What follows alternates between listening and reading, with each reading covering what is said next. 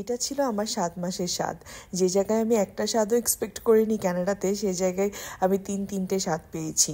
আমার মা চলে আসছে আমার কাছে কানাডাতে, সো উনি আর আমার ফ্রেন্ডরা মিলে আমাকে ৭ মাসের স্বাদটা করেছিল।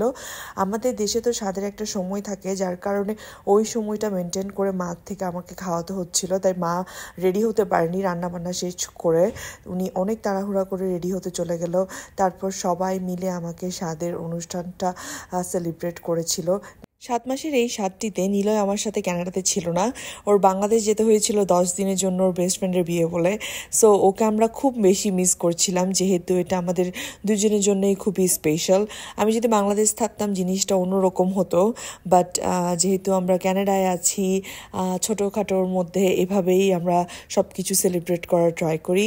আজকে এই পর্যন্ত। সবাই ভালো থাকবেন, সুস্থ থাকবেন, আমার জন্য অনেক অনেক প্রে করবেন, আমার বেবির জন্য প্রে করবেন, আমার ফ্যামিলির জন্য প্রে করবেন। আশা করছি আবারও দেখা হবে নতুন আরেকটি ভিডিও নিয়ে। বাই।